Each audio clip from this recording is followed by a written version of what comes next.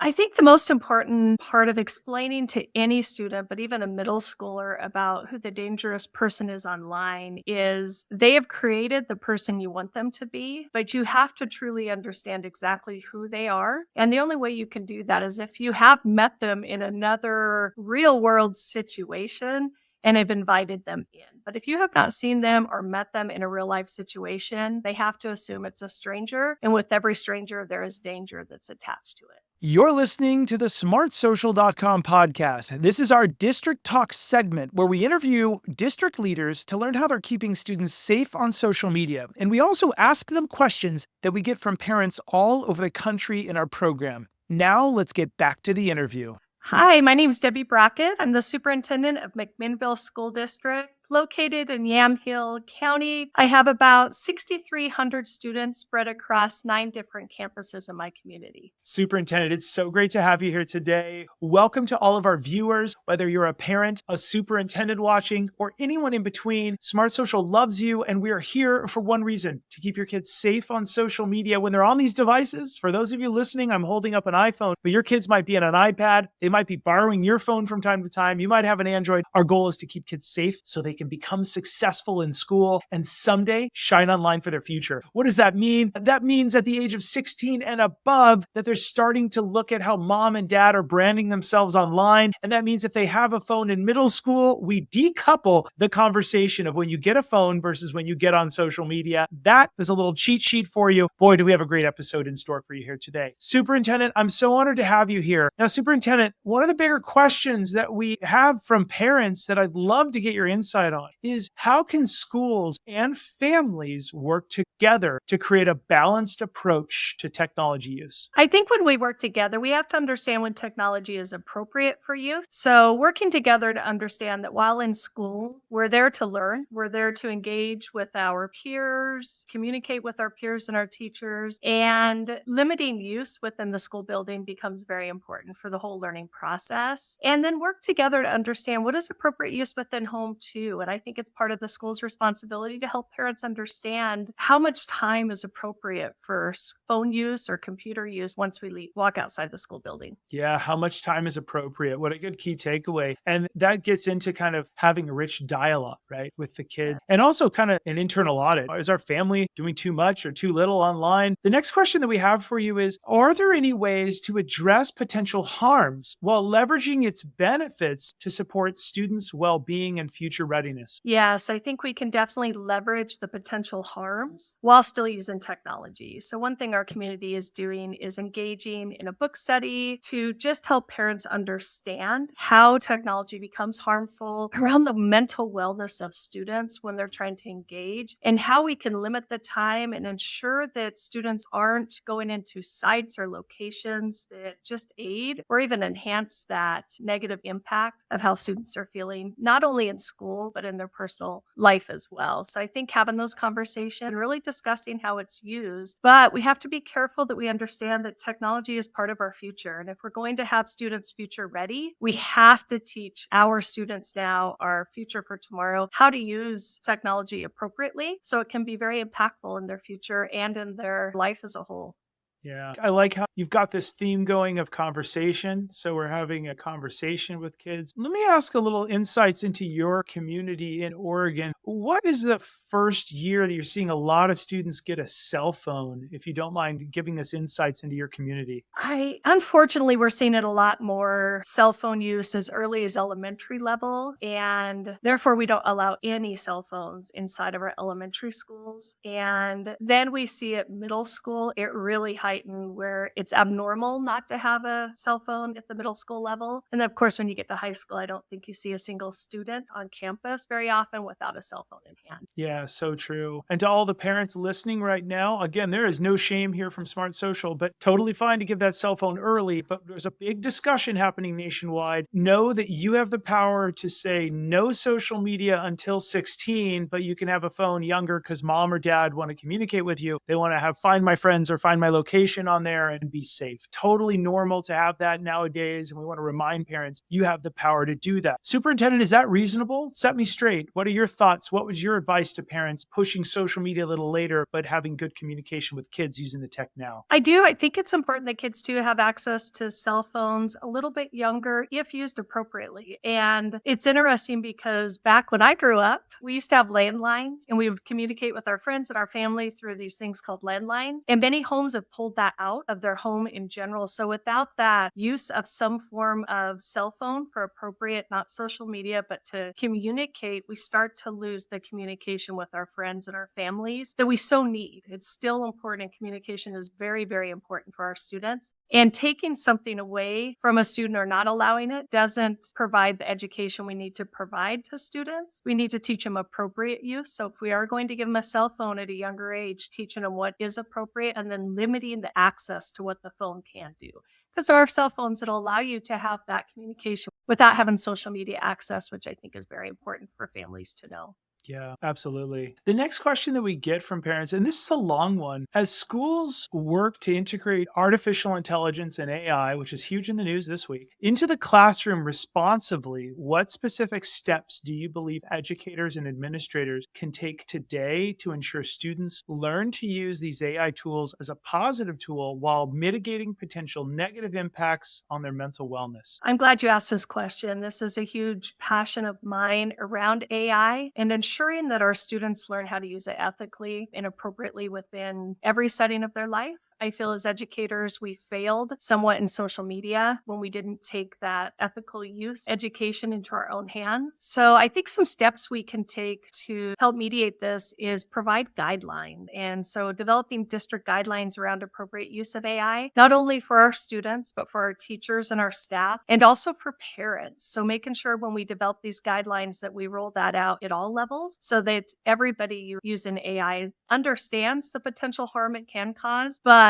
at the same time, the amazing impact it can have on education and the power it is going to have in our future as we move forward into the next generation of learning. Let's double click into that, Superintendent. Can you give me a specific example for our audience of where AI has helped a student? Maybe it was a teacher who helped better explain something by turning it into a song, or are there any lesson plans that were created, or maybe a student who used AI to better understand a subject? Any specific things that you could give us insight into in your community? Yes, I think for our community, the most impact we're seeing with AI right now is just differentiating learning. We came back from the pandemic.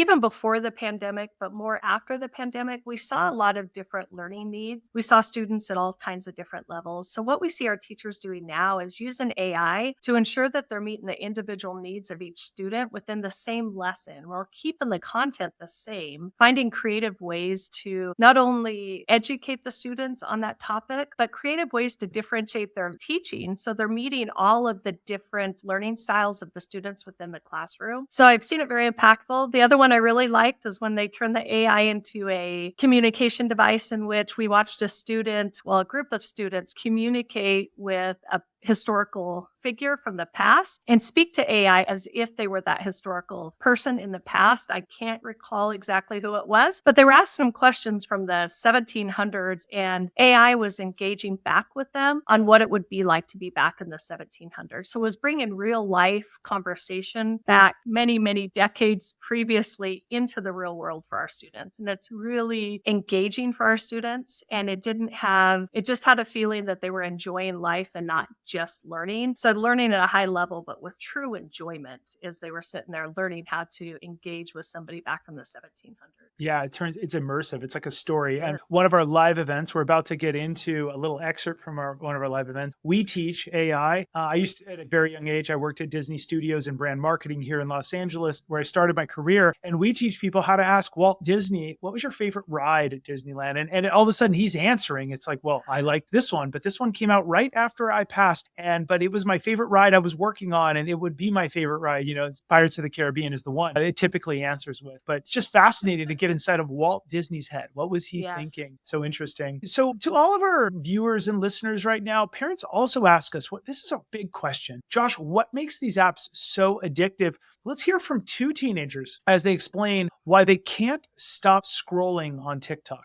I think the most addictive part about social media is the constant new content that you see. You're always being introduced to new content, especially on apps like TikTok. I think the short videos, when they end so quick, you start to lose your ability to have a longer attention span. I've caught myself finding long TikTok videos and I can't stand watching the whole thing. This generation has really adapted to the fact that we don't have a large attention span. We really only concentrate for 30 seconds. So getting information that quickly, I think, enables us to just want to keep watching more. You don't even need to care about what they're presenting to you, but just the fact that you can sit there and watch it and you're oddly enjoying it. Social media is pretty addictive. People said it's like a drug. So it is addictive because you can't stop watching it. Your mind just plays on loop and it enjoys the fulfillment of everything firing in your brain to just keep watching. How fascinating is it for all of our viewers and listeners? These students are so attuned to how addictive this content is. My attention span went from 60 seconds down to 15. And this is another excerpt from one of our live events that we have every single week for all of you parents with partner school districts. Josh, is social media positive or negative for my kiddos? Great question. Let's hear from a student as to why they think these apps, again, are so addictive and both the positive and negatives in her life.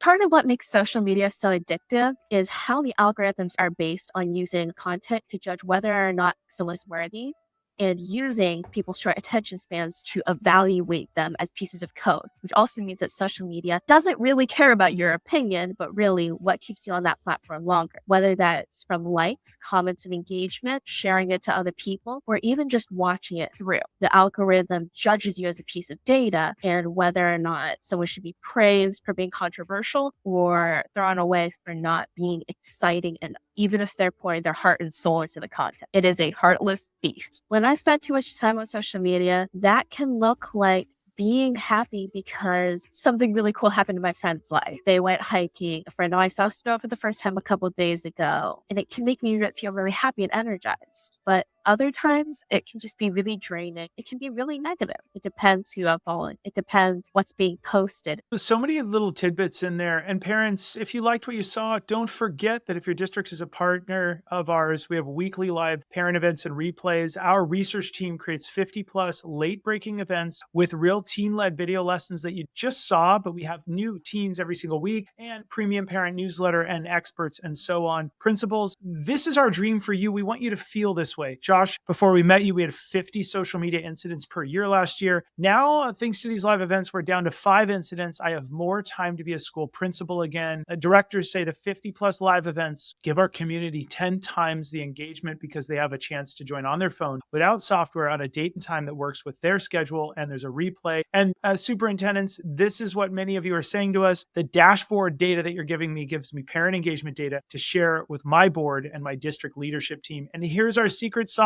Steal it, run with it. Basically, in January, we teach all month how to shine online. We have all these live events. In February is avoiding strangers and dangerous situations online. We shorten it to dangers. March is confident, resilient kids in a digital world. April is pros and cons of video games and how to make it fun as a family, but also cautious. May is the impact of screen time and motivation. Parents, get ready for the summer because it's 7 ways to ignite motivation, decreasing conflict with a family media plan. August is AI for student success, and so on. We keep going all year long, and lots of pop-up little tiny bonus sessions backed by popular demand. So we got a lot going on for you. Superintendent, we're back to you. The next question I have for you is all about our February content, avoiding strangers and dangerous situations online. The question I have for you from parents is, what is your advice to parents and students to avoid talking to strangers and avoiding dangerous situations online? My advice for avoiding strangers online is use your online access as if it's your front door. Every time you let somebody in, you've let a stranger in your front door. And if we remember that, if we wouldn't open the door to just any old stranger we don't know, then why would we open our social media or any online application to somebody we don't know? I love that. I'm writing that down because I'm always learning from our superintendents. Your friend list is, I'm rephrasing this a little, is like your front door, right? Your home front door. I love that. It's how cautious. Do we look through the peephole and make sure we know who it is before we open the door? Absolutely. right? Do we Yes, say, absolutely. do I know you from somewhere? Love that. Hey, let me double click into that, Superintendent. If you had to describe to a middle schooler, because a lot of kiddos these days are saying, that's my friend online on Fortnite, that's my friend. And you and I know that's not their friend. That's somebody they've been playing with online, but it could be somebody of a totally different age, a much older man chatting with a girl or whatever. Well, how would you describe to a student who a stranger is online versus a trusted adult you've met in real life? Do you have any insights for parents listening right now? I think the most important part of explaining to any student, but even a middle schooler, about who the dangerous person is online is they have created the person you want them to be, but you have to truly understand exactly who they are. And the only way you can do that is if you have met them in another real world situation and have invited them in. But if you have not seen them or met them in a real life situation or in a safe, there are classrooms that share classroom conversations. But if they have not seen them physically in person or in a safe situation, then they have to assume it's a stranger. And with every stranger, there is danger that's attached to it. I'm so sorry. I've never gone down to two rabbit holes, but they've created the person you want them to be. I love that phrase.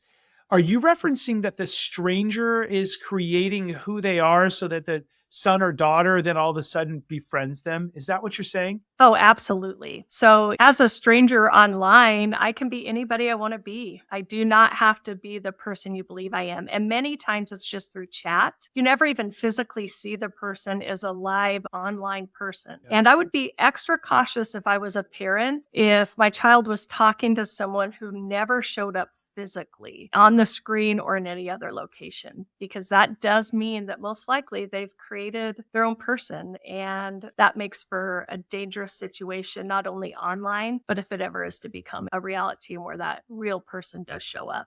100%. I think so many parents right now are resonating with you going, yes. What a great line for parents. Once again, that stranger created the person that your child wants them to be. Just so powerful. Superintendent, when it comes to video games, what's your advice to parents and teens about video game safety and also managing video game screen time? My advice around video games is it can be an activity that children can engage in with the right amount of time. However, I would always encourage any parent to really push their children outside the door into the great outdoors. There is so much to be gained by interacting with real people outside the home, and also just to be outside, getting the fresh air and the mental wellness that's attached with being outside and socializing in person. So when it came to video games, if they invited a friend over and wanted to sit around and play for an hour, I'd be okay with that. But then I would want them to follow up with some outdoor time for another hour. So I would balance that very carefully, but always encourage them to play with people they know. Because once again, even online during video games, the stranger is not only many times trying to play games with them, they're also trying to get to know the most intimate secrets and information about students. And not everybody online is playing for the right intentions. So I would monitor that, and I would make sure that children knew and my child knew exactly who they were engaging with online. But even more, I would engage them to go outside and play real life games during the summertime.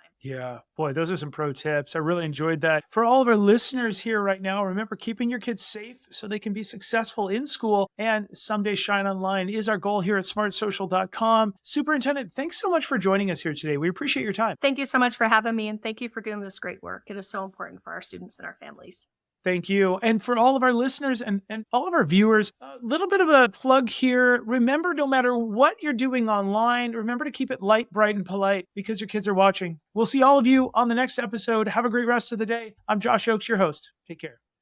Thanks for listening to the smartsocial.com podcast. Smart Social helps parents understand technology and social media to keep their kids safe and successful. Be sure to join one of our weekly online live events to become the smartest parent on the block so you can keep your kids safe and protect their future. Also, don't miss our 450 plus online resources and replays you can watch on demand in multiple languages. Are you a school district wanting to unlock these resources for your parents? Reach out to us so we can protect your whole community each week. Have a great rest of the day, and we'll see you on the next episode.